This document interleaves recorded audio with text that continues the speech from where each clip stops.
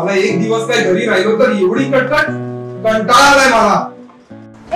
मी काय कटकट वगैरे करत नाहीये. उगाच गैरसमज करून घेऊ नकोस तू. चुपचाप तू तुझं काम कर, मला शहाणपणा शिकू नकोस. तुला शहाणपणा शिकवायला माझ्याकडे इतका फालतू वेळ नाही. हे जरा आता अति होते हा. नाहीतर काय मारशील मला? मारून दाखवच. प्रिया,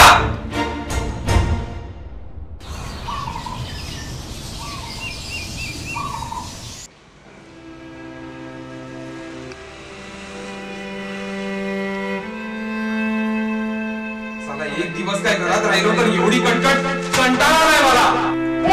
मी काय कटकट वगैरे करत नाहीये. प्रिया,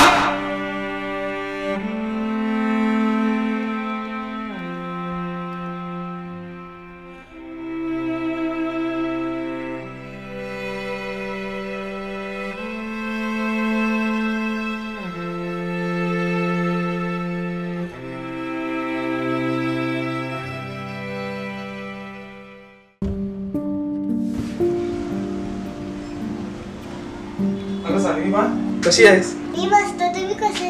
मी मस्त. ऐक ना पियुष, सोसायटी मीटिंगचं काय झालं जरा विचारून ये ना ऑफिस मध्ये. हा, जाईन नंतर.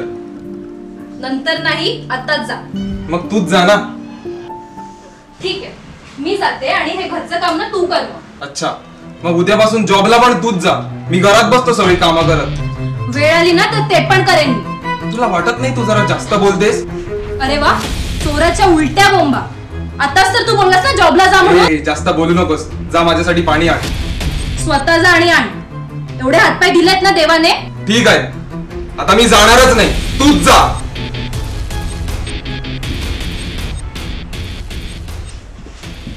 यावेळेस ना आपण पिकनिकला खूप धमाल करूया. हो, आणि आपला हाच ग्रुप असायला पाहिजे. हो.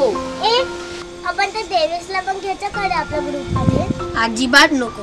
तू तर मला डोक्यातच जातो. बरं ठीक आहे. ते सर्व ठीक आहे, पण आर्यन आम्ही तुझ्याशी खूप नाराज आहोत. का? तू नवीन कॅरम घेतलंस आणि आम्हाला सांगितलं पण नाही. आम्हाला सानवीने सांगितलं. आज आम्ही येऊ का तुझ्या घरी कॅरम खेळायला? नको. हे चल ना प्लीज, खेळू ना. नको, आपण कधीतरी नंतर खेळूया. आता मला घरी जरा काम आहे, मी येतो.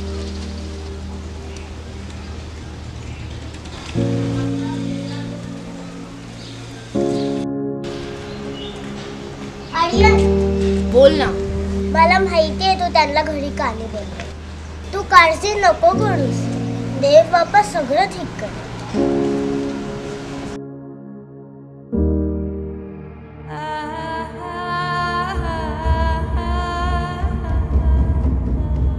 साला एक दिवस काय घरात राहिलो तर एवढी कटकट, कंटाळा आलाय मला. मी काय कटकट वगैरे करत नाहीये. जा माझ्यासाठी पाणी आण. एवढे हातपाय दिलेत ना देवाने. काय आर्या, कसा आहेस? आणि इथे काय करतोयस? काय नाही बाबा, सहज बसले. बाकी घरी सर्व ठीक आहेत ना? हो बाबा, मला जरा काम आठवलं, मी येतो. अरे अरे ऐक ना. काय ग? सानू कुठे? असेल इथेच कुठेतरी.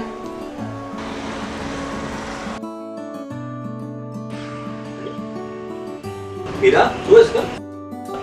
अहो, मी तर मगाचपासून इथे कपड्यांच्या घड्या घालते. विसरलात काय? मग कोण असेल? ओळखा आता तुम्हीच. सांगू? हो. माझी गोड गोड परी Sanu. Yes, I love you बेटा. आय लव्ह यू पप्पा. अच्छा सानू, मला आर्यन भेटला होता.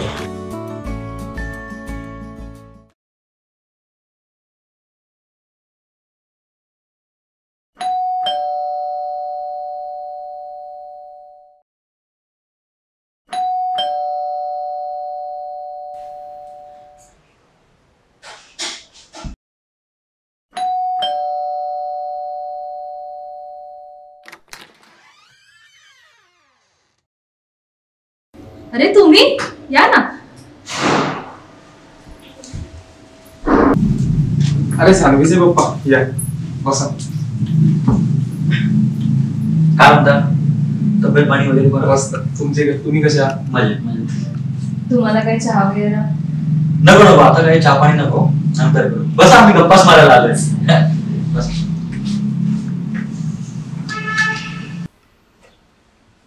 आर्यन कुठे दिसत नाहीये? तो स्विमिंगच्या क्लासला गेला. अच्छा, बरं झालं आर्यन घरी नाहीये. आम्हाला तुमच्या दोघांशीच बोलायचं होतं. हो बोला. त्या दिवशी मला आर्यन भेटलं होतं. थोडासा टेन्शन मध्ये दिसत होता. मी कारण विचारलं पण त्याने टाळाटाळ करण्याचा खूप प्रयत्न केला. मग मला घरी जाऊन सानवीकडून कळलं.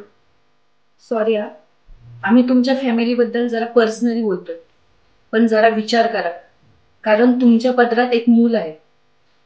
हे बघा, आमच्या दोघांमध्ये पण कधी कधी वादविवाद होत असतात, पण हे कधी आम्ही आमच्या सानवीपर्यंत जाऊ देत नाही. नवरा बायको म्हणून आपण रागाच्या भरात एकमेकांना खूप काही बोलून जातो, अगदी मारामारीवरती पण उतरतो. पण हे सर्व करत असताना आपल्या मुलांवर याचा काय परिणाम होतो याचा कणभर देखील आपण विचार करत नाही. मान्य आहे त्यांचं वय लहान आहे, पण त्यांनाही मन आहे ना, त्यांनाही त्रास होतच असतो. पण ते आपल्याशी याविषयी बोलत नाही, कारण ते लहान असल्यामुळे त्यांची हिंमतच होत नाही.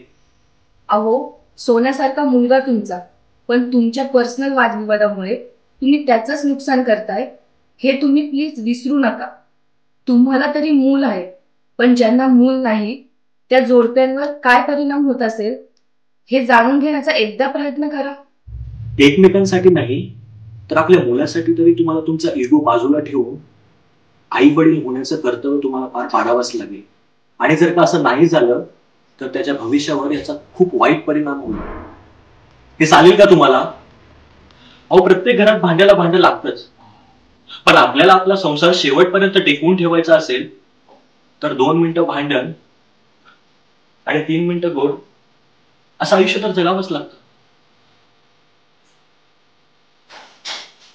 सॉरी हा, आम्ही दोघांना तुमच्याविषयी जास्तच पर्सनल बोलून गेलो, पण खरंच त्याच्यावर विचार करा.